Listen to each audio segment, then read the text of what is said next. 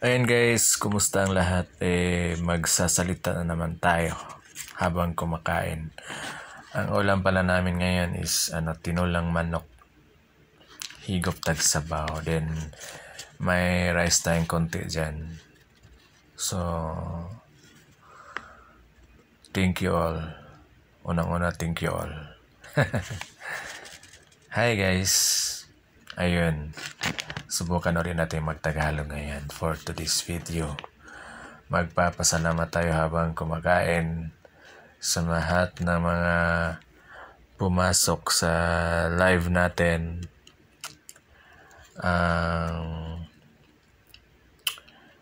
Ayan guys, pina-fast forward ko lang yan kay medyo mataas yung video ko. So, thank you. Medyo luya tayo ngayon ba? Thank you guys to my friend Shirley Hatin. Thank you so much.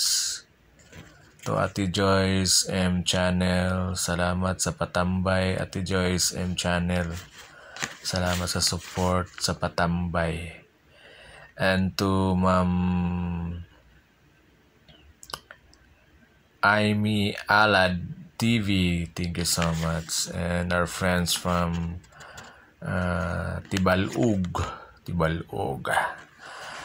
Tibalog guys is from Davao del Norte. Chris Mill TV, thank you so much.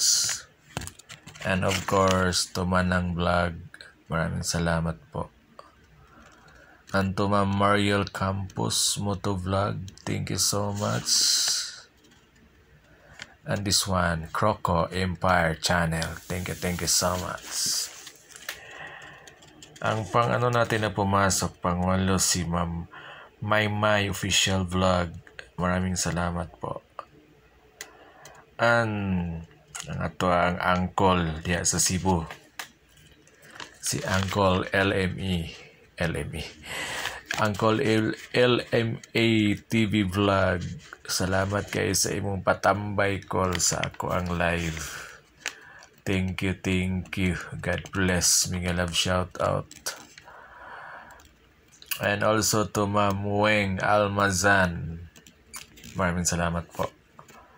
And kay Bro Ronaldo Silis, daghan kayong salamat bro, amping diha sa imong mga biyahe. And ang ating panghuling pumasok ang kanyang channel ay at Mrs. Key4 860. Thank you so much my friend. Thank you so much ma'am. At sa lahat, maraming salamat. Ingat po tayo guys kasi ngayon, laging ulan, maraming bagyo, may bagyo, tapos ang daming binabaha. So ingat tayo, kawawa yung iba ba. So kami dito sa Davao, ulan, tapos salamat sa Diyos at hindi naman kami binaha.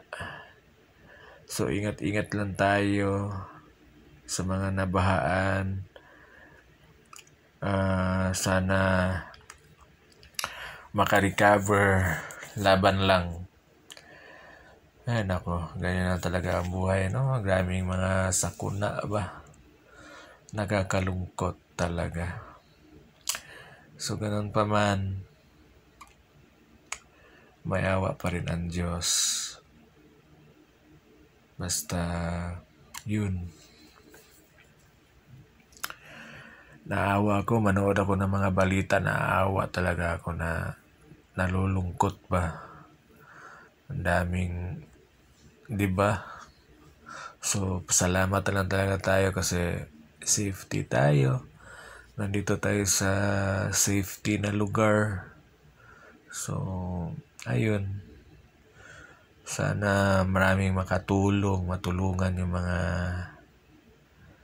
nabahaan. And hanggang dito lang guys, patapusin yung kain ko. Once again, maraming salamat sa lahat, sa mga nandyan lang palagi nakasubaybay sa atin. Thank you and God bless.